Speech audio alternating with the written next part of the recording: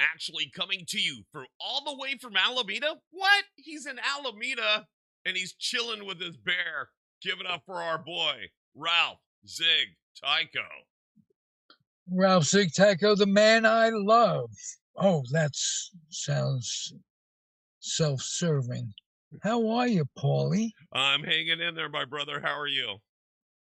I'm doing good. We started to talk about the upgrades a little bit off the air that you're making with Edge Studios. And I just want to tell you that the year that we've been doing this, slowly but surely, this has become a top-notch studio. And I'm so proud to be here. Well, I'm glad that you're here with us too, Zig. And you're right. Every show, every day, every little time we do something, it just gets a little bit better in what we do. So it's good to be here. I'm chilling in the studio, and I'm not really centered. Hey, I just noticed, but I'm here. What's happening? How's the weather there, sir? A little cold, but not rainy and kind of cloudy, but a nice fall day when you consider that this is November and the rest of the country historically suffers from the onslaught of the upcoming winter. And we don't in Alameda. The weather is pretty much California. I'm loving it here, and I can't wait to talk about it with my fellow guest, he's not a fellow guest, he's the guest today. Steve Trede, proud an Alamedan. Pronounce your name for me. Today. If you would. Today. Today. Like, we're not going to talk to him tomorrow. We're going to talk to him today. Right now, today. Okay. He's making it difficult for you, Ralphie. Well, life itself makes it difficult for Ralphie, but not all that difficult. You mentioned my bear. That's George. His name is George Seaver, because Tom Seaver's real name is George. And I've had this bear for many years. He brings me good luck and bad luck, depending on how it works. Hey, Steve, you're a Negro League aficionado. Does that say it all? That says it all. I'm fascinated with Negro Leagues, Ralph. The league that was in its heyday until Jackie broke the color barrier. And ironically, the Negro press and the Negro League itself suffered greatly from that. Am I far off the wall?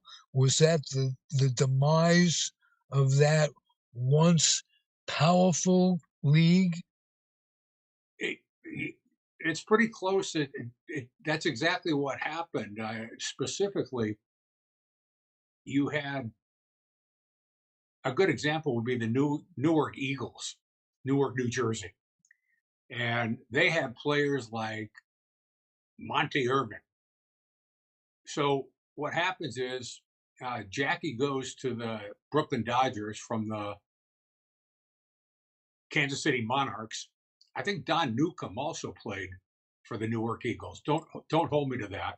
But they go to the Brooklyn Dodgers, and then Monte Irvin goes to the Giants. And all of a sudden, the people in and around Newark, well, they're going to go to the Polo Grounds, and they're going to go to Ebbets Field because that's where the players they grew up with, the players they've been watching, are playing. So it was the Negro Leagues were great. They were fascinating. They were fantastic competition, but they when baseball integrated, they did take a hit. Absolutely.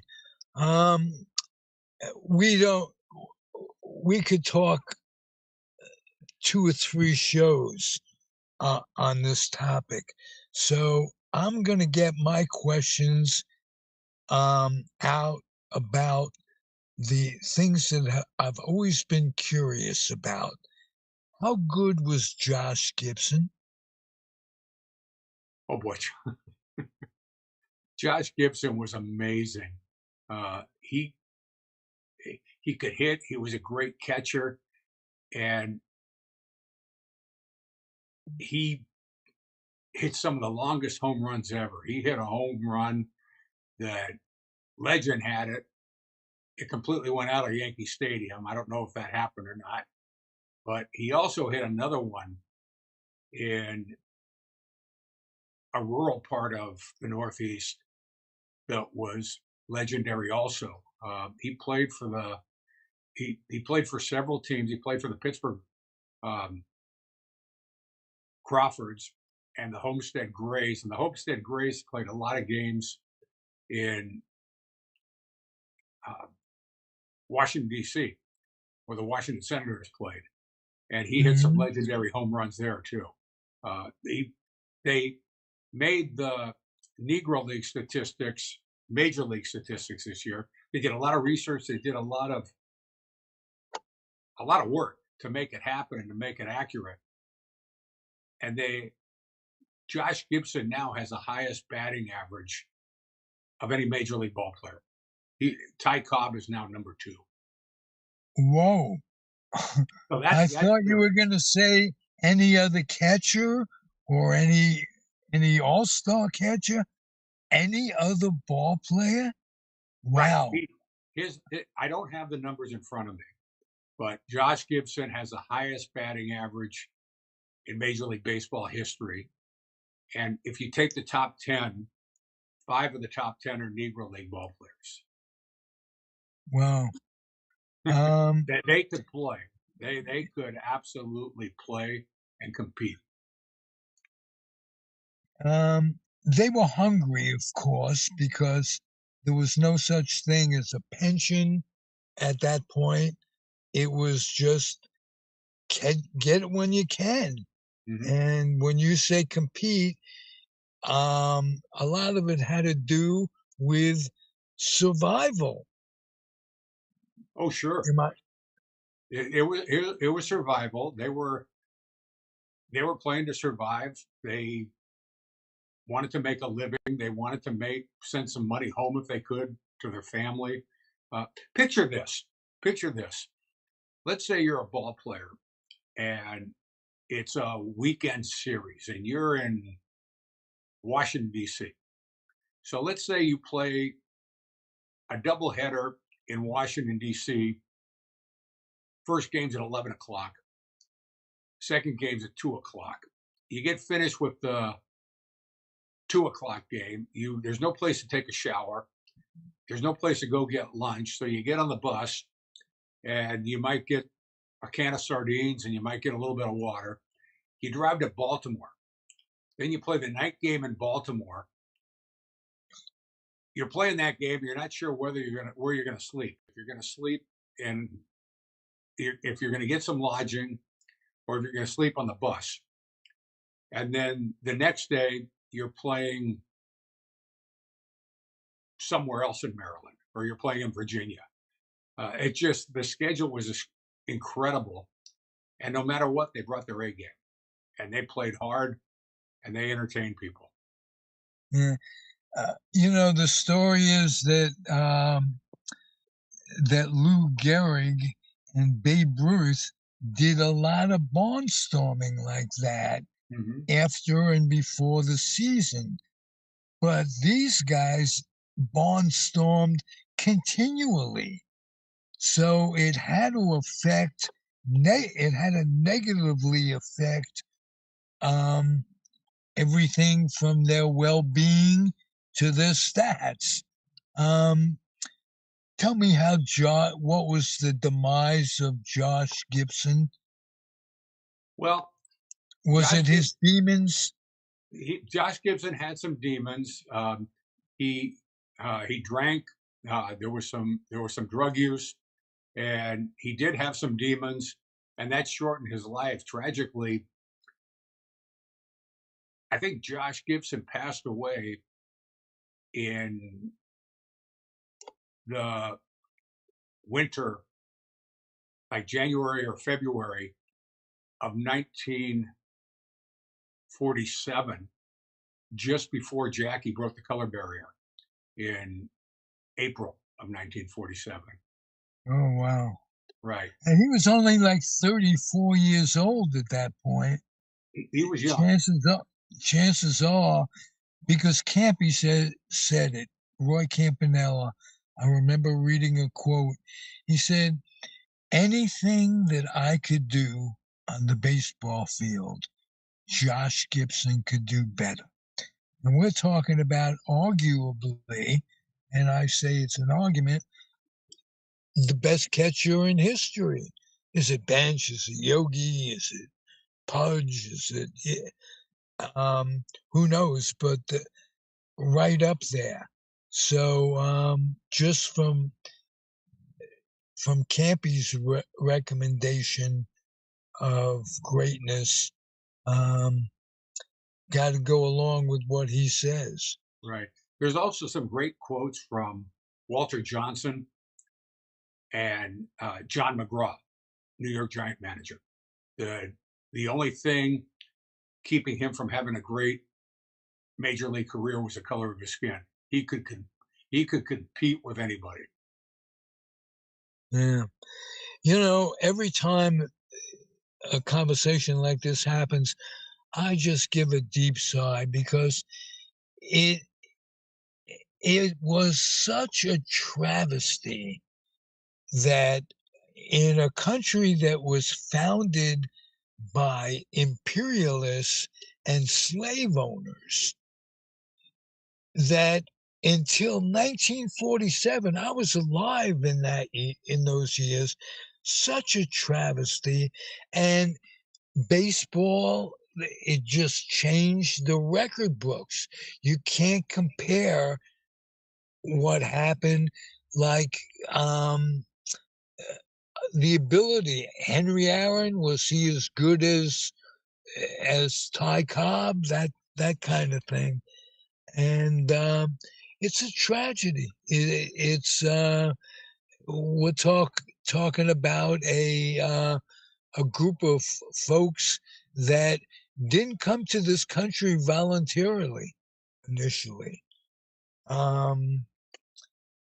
What an age we live in. And I might add, it doesn't get much better. Yeah, Uh, but here we go. yeah, I've got a couple of things. I've got some strong feelings on that, and people talk about how you compare them, and were the Negro Leagues as good as the major leagues? And it that's where that's where we need to have a conversation, because Josh Gibson, Oscar Charleston, Satchel Paige, Leon Day, Leon Day was a great pitcher. They're facing top talent, and Lefty Grove never had to face Josh Gibson. Um, Babe Ruth, now they barnstormed together, but Babe Ruth never had to bat in the seventh game of the World Series against Satchel Paige. And now you go back 50 years later, or however many years later, Henry Aaron and Willie Mays are hitting off Sandy Koufax. You go later than that, Dave Stewart is pitching against Wade Boggs in playoff games. So the competition over the years, obviously the athletes, the Negro League ball players were cheated. They should have played in the major leagues. They should have gotten the notoriety. But the fans were cheated too, because you're a baseball fan in 1928, and you've got a big game where Babe Ruth is going to square off against Satchel Paige or something like that. That's something you can't miss. That's like having Marichal square off against the Dodgers. But the baseball fans in the first half of the 20th century never got a chance to see that in real competitive games. They saw it in some barnstorming. Dizzy Dean and Bob Feller were real businessmen, and they found that they could make a profit barnstorming against Negro League ball players. So they would pick an all-star team, Dizzy Dean's all-stars or Bob Feller's all-stars. They'd go around barnstorming, and it was phenomenal, but it never happened in real major league competition in a World Series or even a regular season game. And that's so important because you're playing to 3 decks of people in those. I'll bet the Negro Leagues didn't play in major league type stadiums along the way as well. That's true, but in a lot of ways, they were very innovative, and they played night games before the major leagues did, because they had to play as many games as they could. So the Kansas City Monarchs, I think, were the pioneers in traveling with portable lights. So they go into a town in rural America and they play night games before the major leagues even thought of playing night games. I never realized that. I never even thought in those terms. That's very interesting. Right. And it was out of necessity. Every game they played, they were going to make a profit. And this barnstorming, they would have league games, the Negro American League or the Negro National League games, scheduled for maybe 3 of the days during the week. But the other days, profits have, well, I call them profits, but there had to be some money made to pay for the travel and to pay the expenses. So that they play some barnstorming games between the league games. I mean, could you imagine the Giants are playing Arizona and they're taking the bus down to Arizona instead of flying, and they stop in Fresno, Bakersfield, and maybe 2 or 3 other cities to barnstorm, and then they've got a weekend series with the Diamondbacks. Yeah. That's quite a way to live. Yes. But these players that we talk about, the Satchel Pages, the Josh Gibsons, they lasted a couple of decades under those circumstances. So either they were tough, or the other things we talked about, the survival aspect came into it. Wow, a great era. Right. You couldn't take a day off. I mean, the legend in the major leagues is Wally Pitt being hung over or whatever, and he says, "I got to sit out, coach."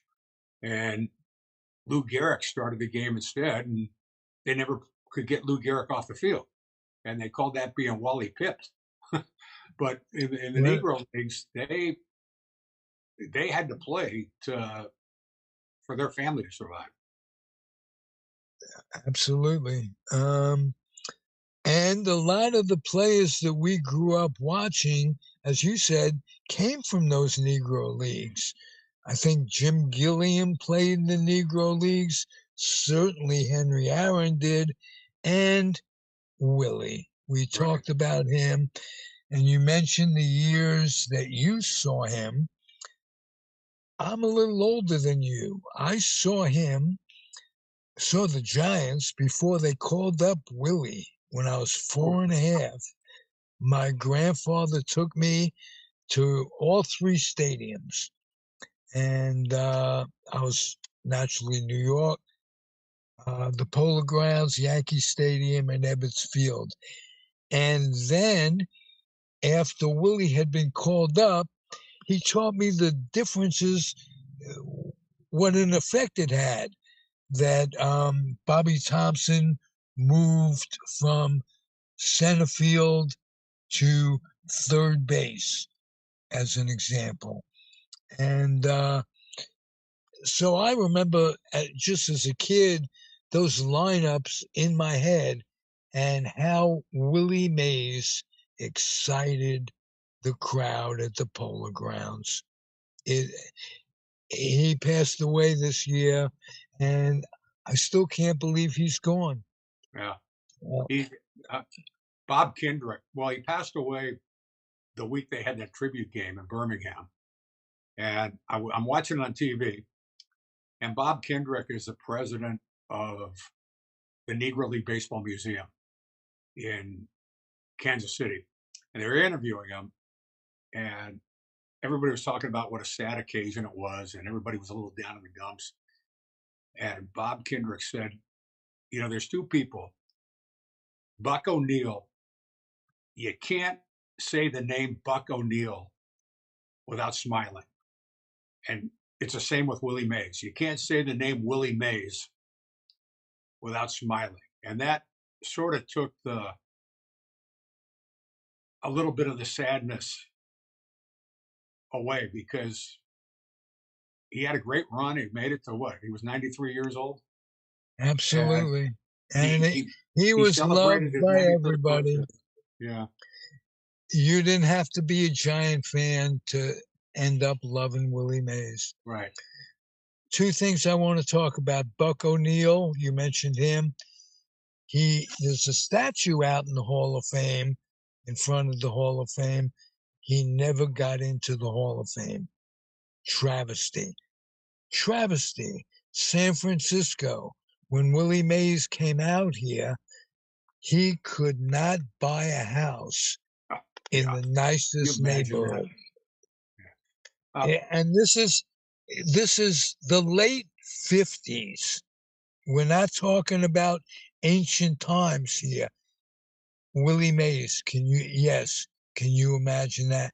He wasn't easily accepted in San Francisco. Um, Cha-Cha Cepeda was the hero initially. Took Willie a while to to show how great he really was mhm. to the fans. And can you tell me why off the subject, why Buck O'Neill never got into the Hall of Fame? Well, actually, a little update on that. He actually got in 2022.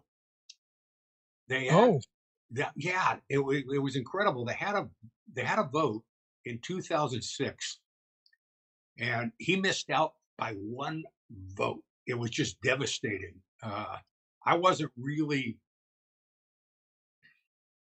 I was in a different place in my life, and I didn't have an understanding of the Negro Leagues in 2006 like I do now.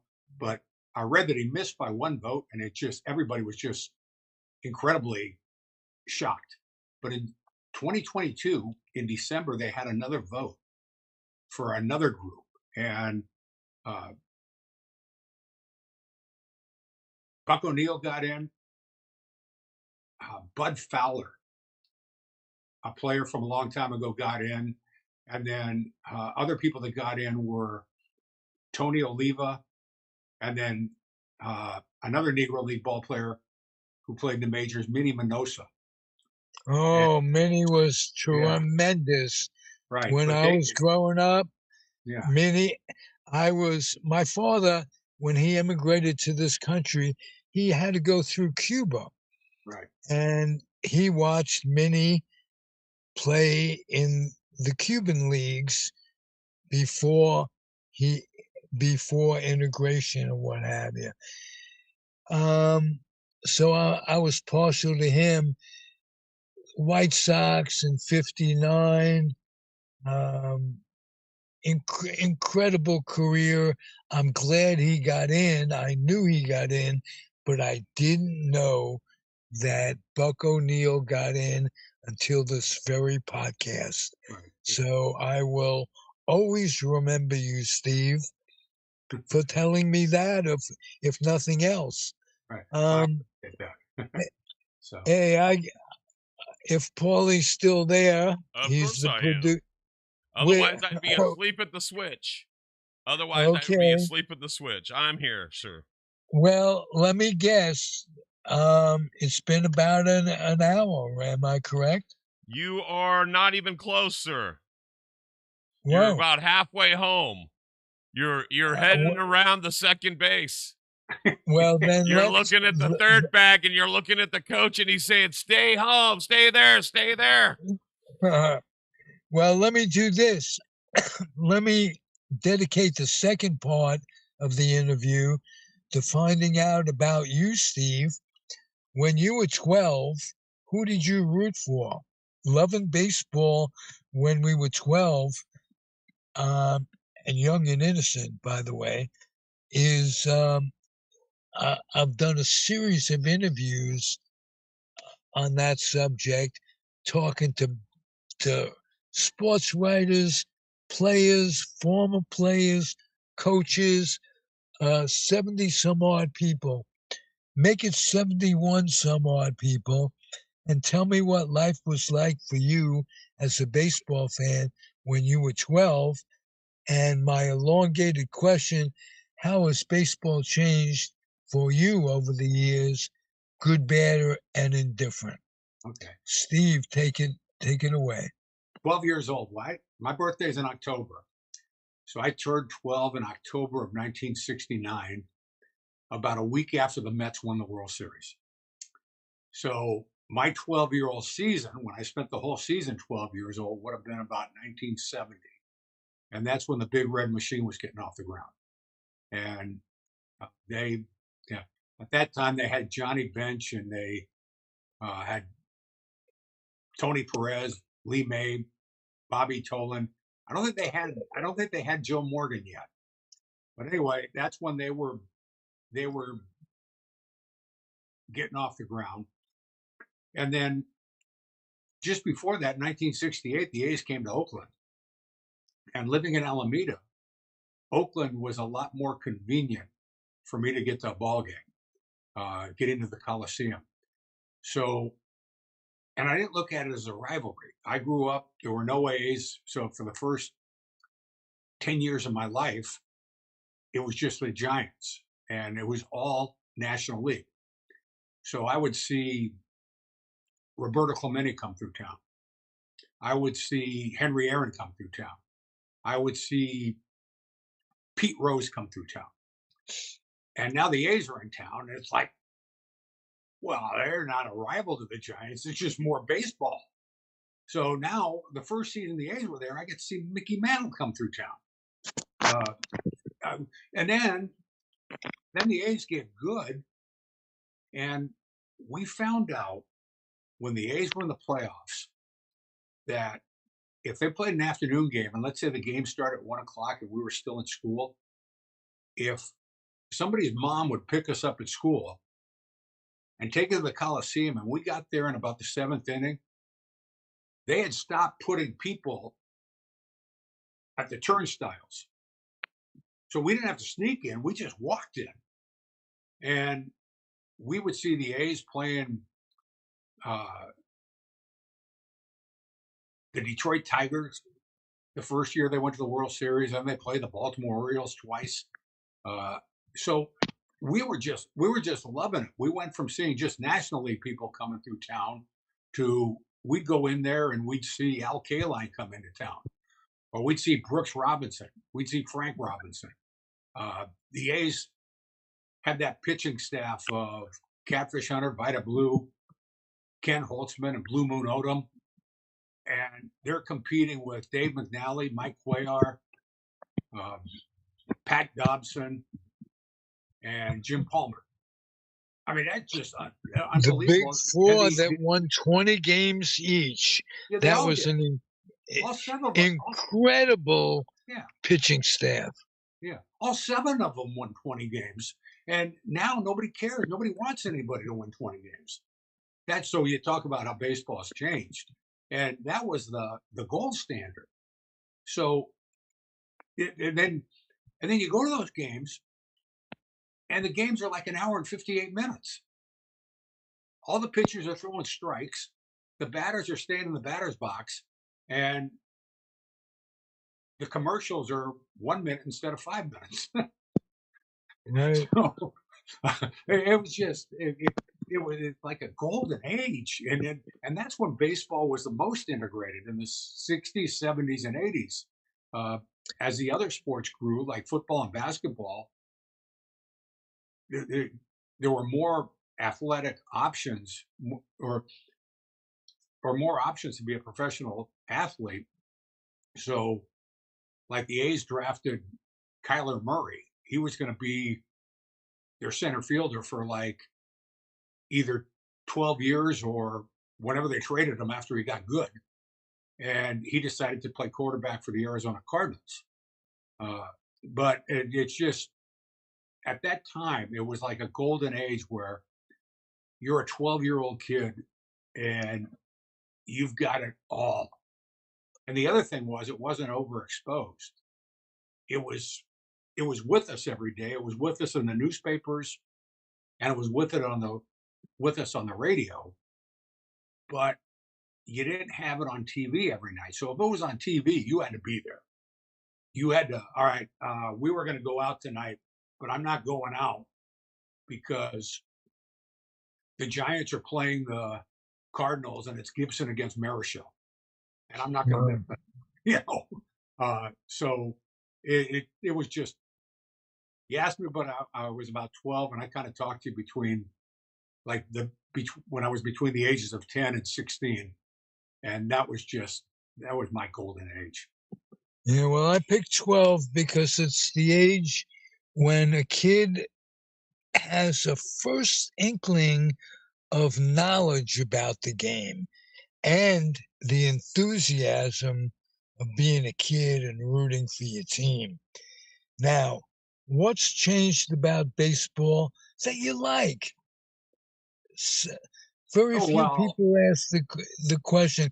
I know all the things to dislike: the runner on second and extra innings, um, this, that, and the other thing. But what do you like about today's game? it opened up. Jackie Robinson opened it up for the African American ball players, but now it's opened up for the whole world. And we've got Shohei Ohtani. And I watched the World Series this year, and he had Ohtani, and I don't know if he had a great World Series, but and that was more of a Freddie Freeman show.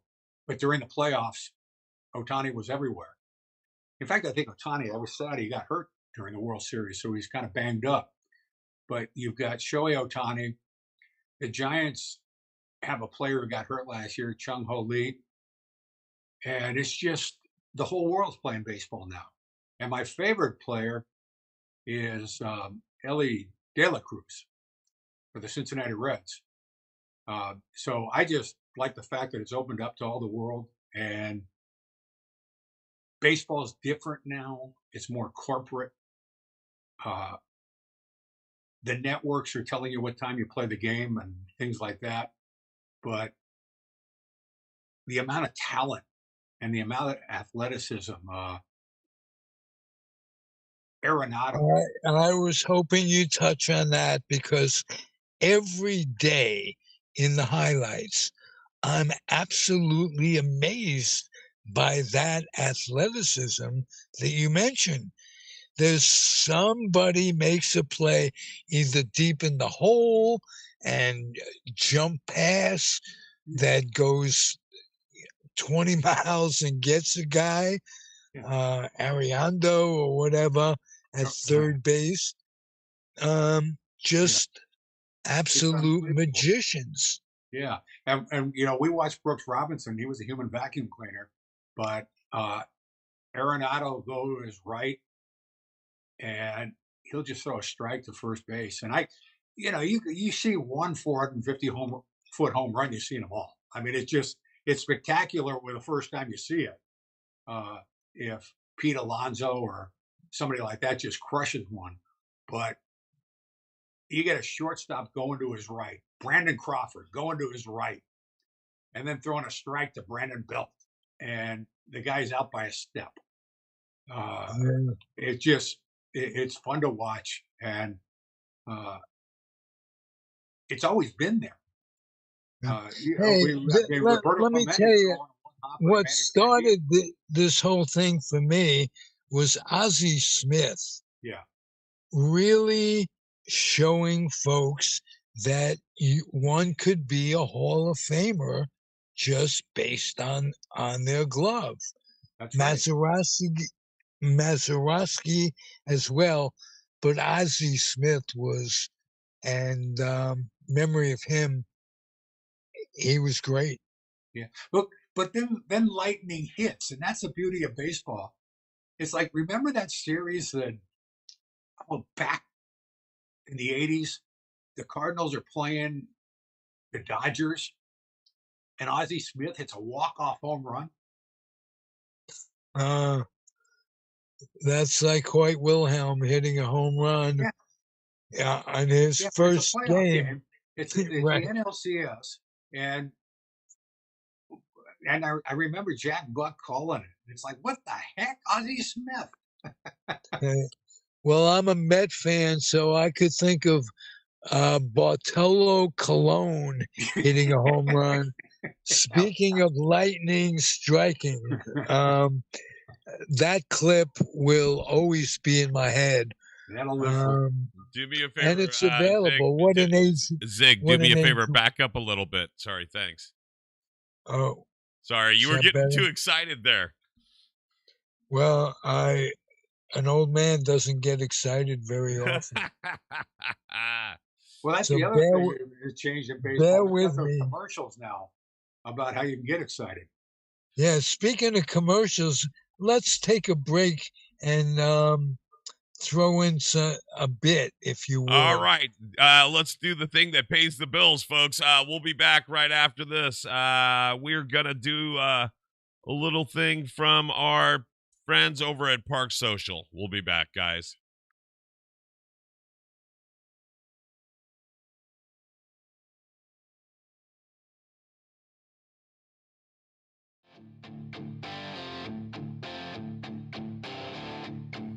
Park Social, located at 1222 Park Street, Alameda.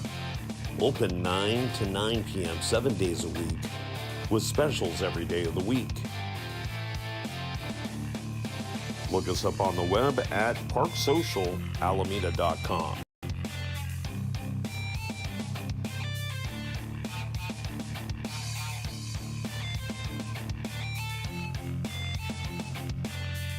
Again, that address is 1222 Park Street in Alameda. Phone number is 510-747-9707. Don't forget to tell them Zig sent you.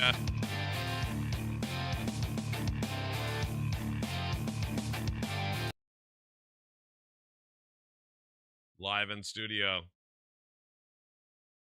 Beautiful. Hey, well done, Paulie. Paulie, you are a great technician. Let me just say that, pure and simple. Well, I got to do something around here. I got to make my worth somehow, man. You do everything around around there. And we podcasters are privileged that you run things on a technical basis. Well, I mean, I if you can't. think about it, right now you're sitting in Alameda. We got Steve sitting in another part of Alameda. I'm sitting in San Francisco. I'm running the controls for both of you so you guys can just sit there, have a conversation. And you've got your sponsors. You shout out people. You're able to have this conversation, and you're able to do it in real time. We're on episode 40. That's right. And I hear you're being picked up for another season here. You're going to be rolling Well, into season 2 because the is matters that a that be say threat? we want to support this. Is that a threat or a promise? That's a threatening promise. And, uh, and so you I'm really know, glad that you're along for the ride. I'm enjoying what I'm doing here at Ed Studios. And I want you guys to be able to do it too. I want you to be able to do it from your home studio, your car studio, your mobile studio. I don't care where. I don't care if you're in a dark basement with a gopher in Minnesota. We'll help you get your show off the ground. Check us out. Do everything. Reach out to us at edgestudiosonline@gmail. That's right, edgestudiosonline@gmail. You can send us an email. We will help you out. You can also check us out where all social media can be seen and heard. And yeah, we're willing to help you. We want to help you. So express yourself. There you go. beautiful. And you won't be sorry if you did that, because being cathartic, having catharticism, makes life much better. You said the words, you got it out there. And no matter how many people hear you at a given time, know that those people may tune in 5 years later, because everything is archived. My stuff is archived, uncomfortably zoned on on the on YouTube. Right, It's and a it's in multiple places. That's the other thing is, guys, that you can actually simulcast and stream out to multiple networks. Right now, we're currently streaming out to Twitch, YouTube, and Facebook, but you can stream up to 5 different networks or more. You can also have this feed embedded into your own website. If you had your own website and we embed this, you literally could go live to your own website whenever you schedule. And again, we take care of all the hard stuff. Zig is hitting here, having a conversation with Steve, and that's how it should be. You guys should be able to focus on the conversation and what you do, and leave the driving to me. So again, everything we do, Ed Studios. Appreciate you guys. That's Paul Brumbaugh, Edge Studios, San Francisco. And tell me about the art show you guys had the other day that you were kind enough to invite me to. Well, it was great. We have the annual Yerba Buena Art Show here at the Oddfellows building at 26 7th Street in San Francisco. They do it the second week in November. This year was the 24th anniversary of the show. Next year, it will be a quarter century. So it's crazy. What they do is they open it up to the artist to have a show, which is really cool because usually it's the establishment, right? It's usually them putting on the show. But they actually just give us this free, beautiful art space, which is right outside the doors, literally 5 feet outside our doors, immediately leaving the studio. We have a beautiful art space, which I'll show you guys pictures of, but we have beautiful art adorning the walls. The show is run by the artists. The art is sold without any commissions. Everything goes directly to the artists. We happen to right on the coattails of that event by having an open house here at Edge Studios, which ended up just being kind of a get-together. Maybe it was even the holiday get-together for our hosts to get together and kind of schmooze. Look at the art. We had other people that actually provided art. You had your book out there on our little crafts table. It was fun. Thank you It for was a great doing little that for event. me. plus free food. We like free pizza. If somebody says free pizza, Zig and I are there. Immediately. They don't even have to say it. They could think it, and we're there. Yeah, that's the crazy thing is that, that's the other thing. You're not here in studio today. I'm going to have to eat the other half of your pizza today. Well, that's on me, if you will. So, It yeah, so we had a generally is. blast. It's the Yerba Buena Art Show here at 26 7th Street in the Oddfellows building. Check it out. It's every November. This time was on November 15th through the 18th. It was Friday, Saturday, Sunday. And yeah, we had a blast. But we're going to be, in the future, I think every month or so, we're going to have a mixer here for the studio and invite people in just to come in, look at the beautiful art space and the beautiful comment space we have here. Plus, check out the studios and record some stuff. So if you didn't get a chance this last one, you don't have to wait a year. Hopefully, you're only waiting a month and we're doing this again. So there you go. Oh, beautiful, beautiful. Hey, Steve, give us a plug on where we can reach you. Podcasting is simply self-indulgent. And be self-indulgent. Give me something that tells me what you're doing. Terrific. I'll do that. And then when I finish, I've got a question for you. Is that okay? Sure. All right. So my podcast, Leadership Lessons from the Negro Leagues, you can find that on Apple and Spotify. Just type in Leadership Lessons from the Negro Leagues. I've talked with authors, family members of ball players, even some former Negro League ball players that are still living and thriving as they're in their 80s and 90s.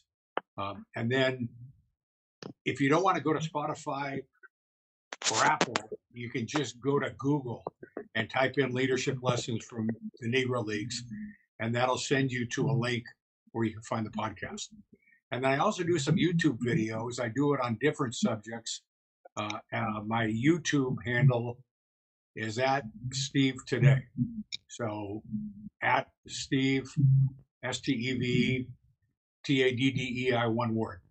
And that'll get you. And I might do that on anything. I did that a month ago when Cal had like a 28-point lead on Miami and lost the game at Memorial Stadium in Berkeley.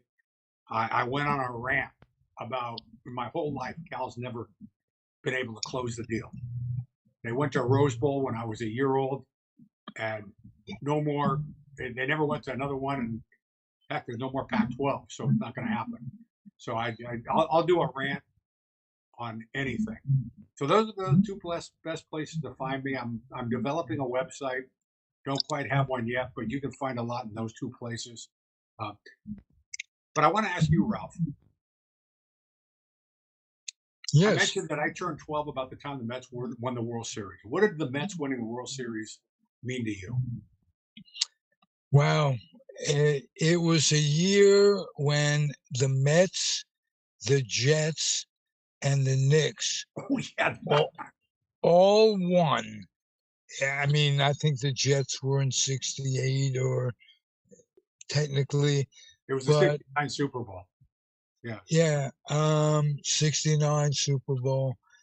Can you imagine how that felt to a kid who, I was in the Air Force stationed out here. And as kids, we take pride, debating with our friends and what have you. They were great years for New York.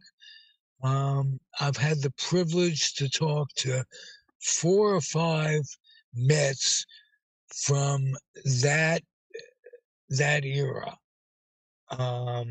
or that year, 69. But the best treat for me as a podcaster was I've befriended over the years Irene Hodges, Gil's daughter, and she has given me a number of great podcasts. A look into Gil's and the family life that they had. that's what I remember most from that year was Gil Hodges. How no one expected them to win, but Gil Hodges and Jerry Grody. They are the two that saw the potential in them winning. And I mean, I still tingle. What can I tell you?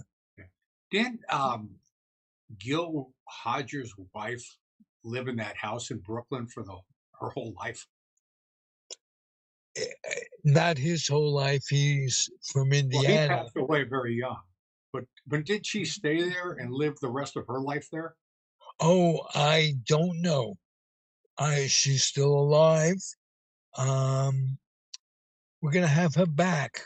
Oh, okay. Sure. Okay. And I will ask her about her whereabouts now.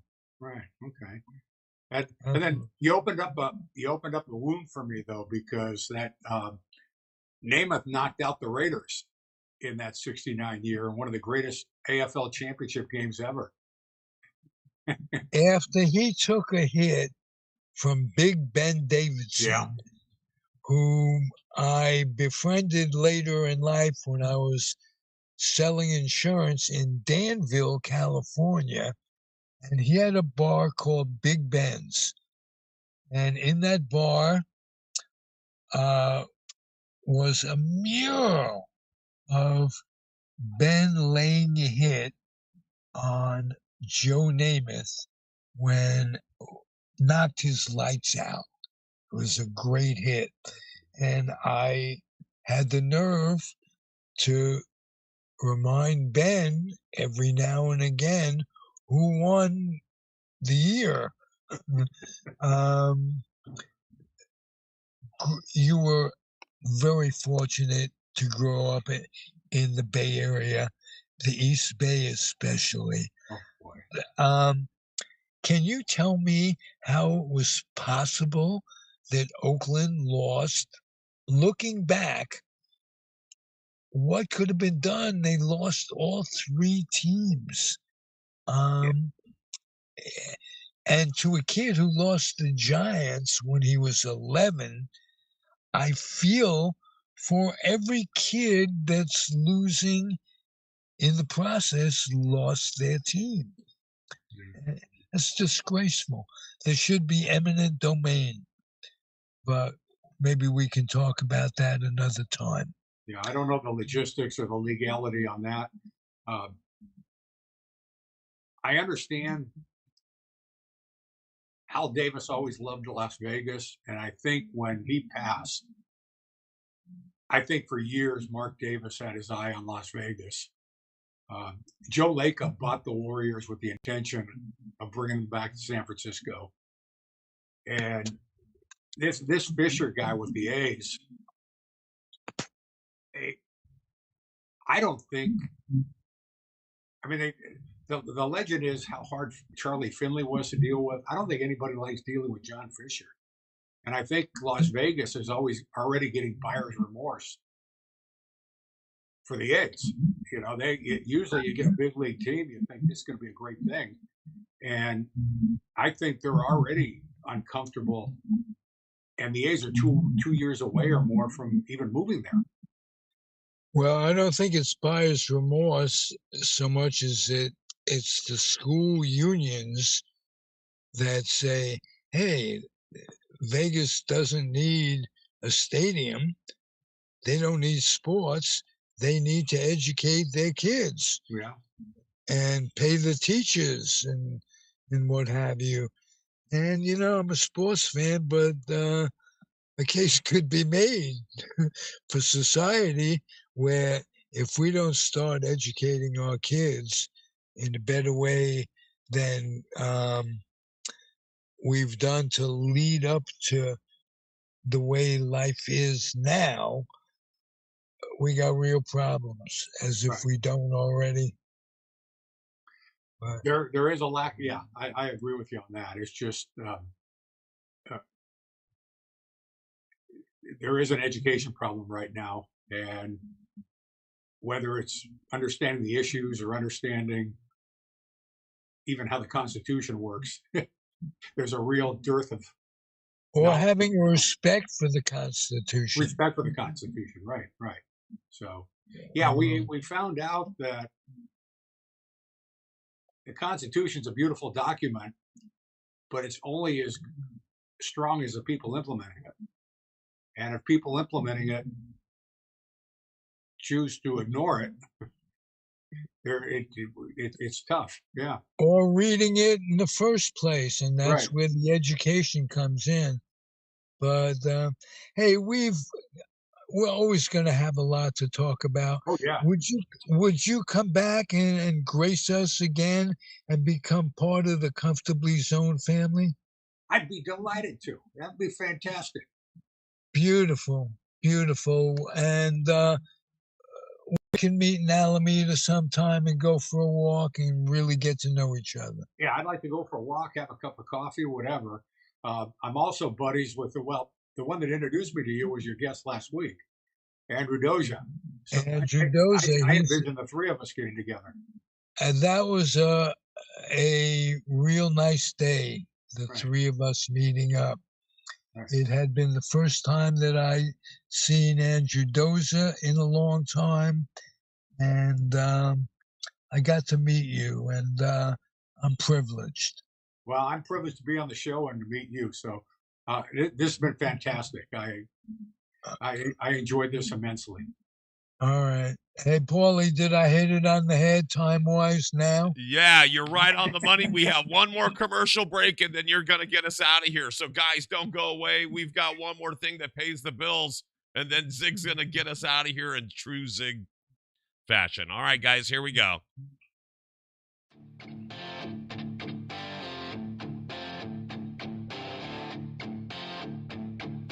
All right, D1 Mobile Auto Service at 510-978-7064. Have Dennis and his bang-up crew help you out with everything from engine assembly, transmissions, suspension, diagnostics, and they will save you from being on the side of the road. There's their hours. There's their phone number. They're on International in Oakland. So again, 510-978-7064 for D1 Mobile Auto Service. And don't forget to tell them Zig sent you. Hey, Dennis has a heart and he's a mechanic. That's not an oxymoron. He's Take it from this moron. That's not an oxymoron. moron. Moron. All right, my friends. Thank you for listening. Thank you, Paulie, and thank you, Steve. It was fun. That's all I can tell you. And It was Steve, fun for me too. And Steve, do you have anything to shout out or anybody to promote other than what you've done? Oh boy, I've got a lot of people to shout out. I'm a member of Toastmasters, which is a communication leadership organization, Toastmasters International, all over the world. And I'll shout out that organization that's been a big part of my life. There you go. We love those guys. They teach us how to talk and not bumble our words, just like I always do. Well, I hope I didn't bumble my words. No, you guys did well. Both of you did very well. Even there on the exit, I'm bumbling. All right, guys. For myself, Ziggy, we out, buddy? We out. All right. Just like you say, We it's goes. another one in the can. We bud. goes. There we go. All right, guys. We'll see you next time in the zone. For myself, Ziggy, and Steve, we out.